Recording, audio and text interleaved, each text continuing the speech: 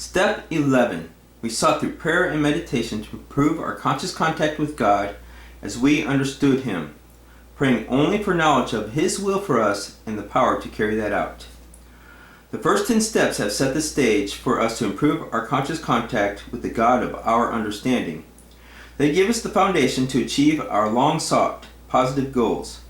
Having entered this phase of our spiritual program through practicing the previous 10 steps, most of us welcome the exercise of prayer and meditation.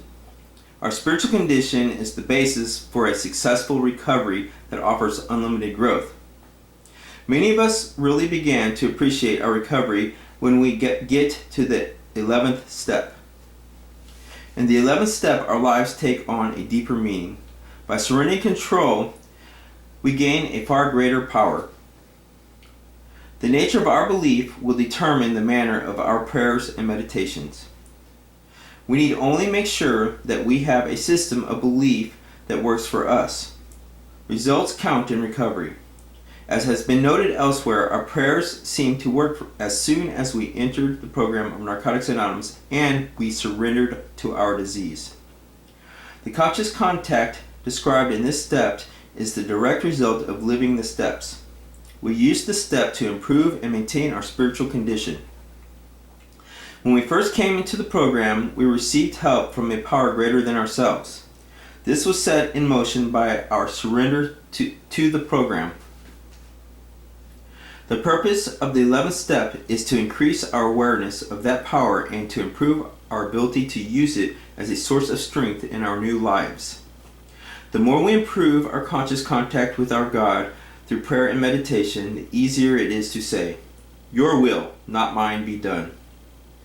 We can ask for God's help when we need it and our lives get better. The experiences that some people talk about regarding meditation and individual religious beliefs don't always apply to us.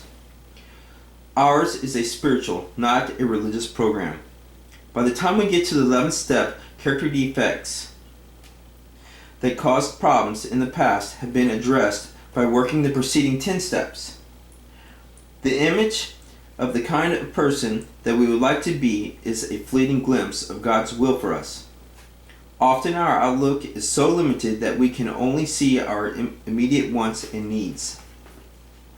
It is easy to slip back into our old ways. To ensure our continued growth and recovery, we have to learn to maintain our lives on a spiritually sound basis. God will not force His goodness on us, but we will receive it if we ask. We usually feel something is different in the moment, but don't see the change in our lives till later. When we finally get our own selfish motives out of the way, we begin to find a peace that we never. Okay, let me read that again because it's good. When we finally get our own selfish motives out of the way, we begin to find a peace that we never imagined possible. Enforced morality lacks the power that comes to us when we choose to live a spiritual life. Most of us pray when we are hurting. We learn that if we pray regularly, we won't be hurting as often or as intensely. Outside of Narcotics Anonymous, there are a number of different groups practicing meditation. Nearly all of these groups are connected with a particular religion or philosophy. An endorsement of any one of these methods would be a violation of our traditions and a restriction on the individual's right to have a God of his understanding. Meditation allows us to develop spiritually in our own way. Some of these things didn't work for us in the past. Might work. Some of the things that didn't work for us in the past might work today. We take a fresh look at each day with an open mind. We know that if we pray for God's will, we will receive what is best for us, regardless of what we think. This knowledge is based on our belief and experiences as recovering addicts. Prayer is communicating our concerns to a power greater than ourselves. Sometimes when we pray, a remarkable thing happens. We find the means, ways, and energies to perform tasks far beyond our capacities.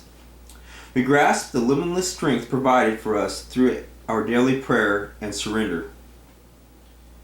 We grasp the limitless strength provided for us through our daily prayer and surrender. as long as we keep faith and renew it. For some, prayer is asking for God's help. Meditation is listening for God's answer. We learn to be careful of praying for specific things. We pray that God will show us His will and that He will help us carry that out. In some cases, He makes His will so obvious to us that we have little difficulty seeing it. In others, our egos are so self-centered that we won't accept God's will for us without another struggle and surrender. If we pray for God to remove any distracting influences, the quality of our prayers usually improves and we feel the difference. Prayer takes practice, and we should remind ourselves that skilled people were not born with their skills. It took lots of effort on their part to develop them. Through prayer, we seek conscious contact with our God.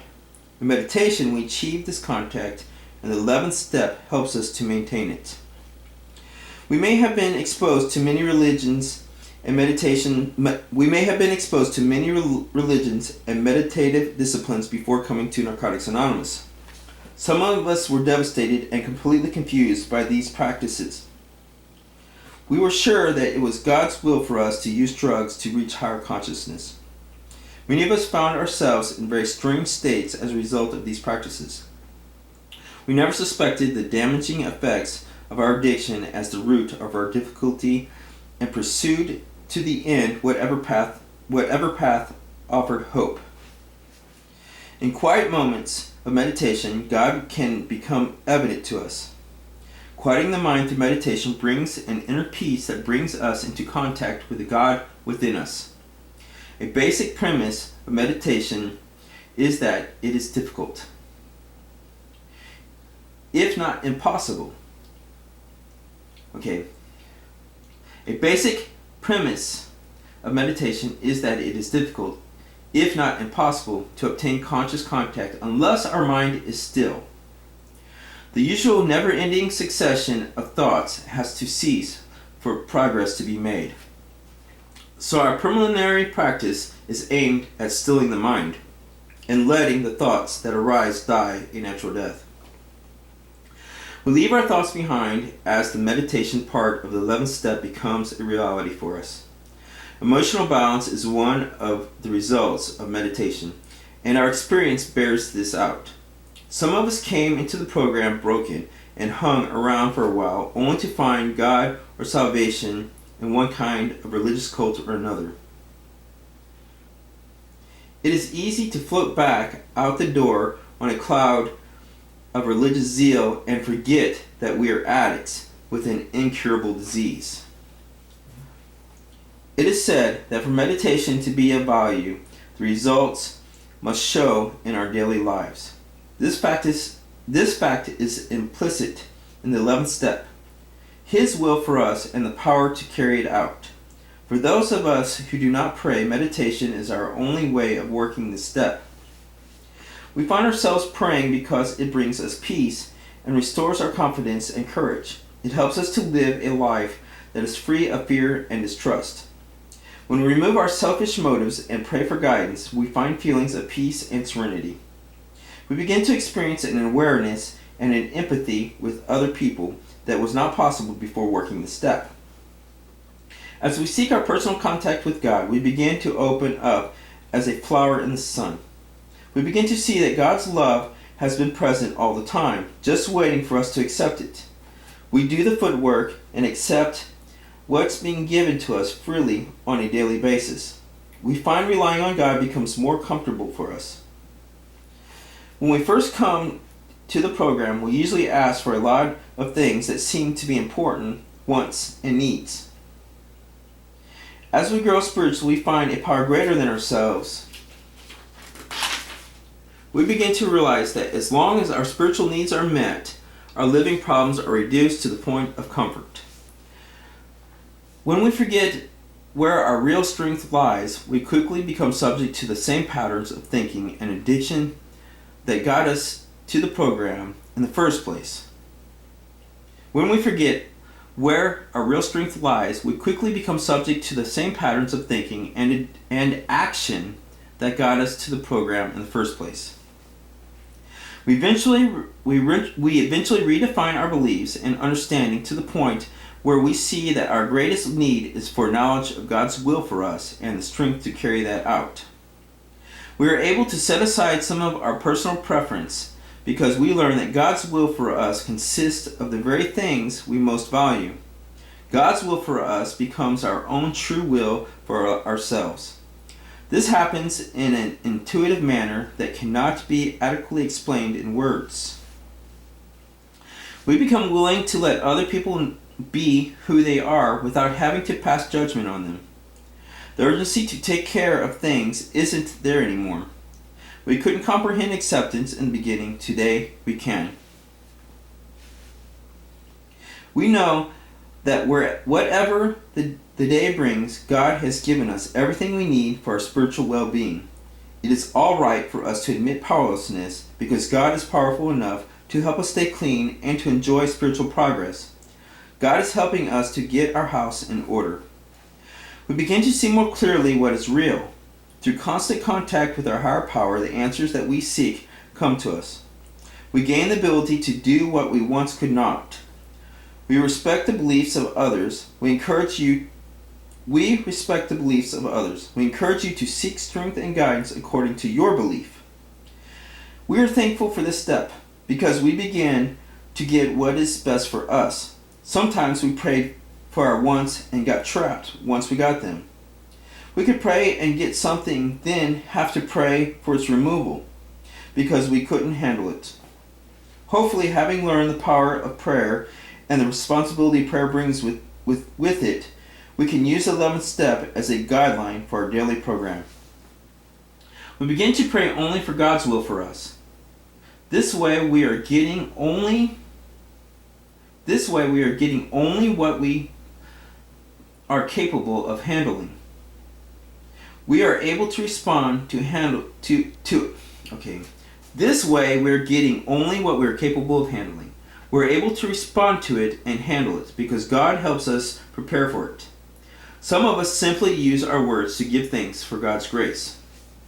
In an attitude of surrender and humility, we approach the step again and again to receive the gift of knowledge and strength from the God of our understanding. The 10th step clears away the errors of the present so we may work the 11th step.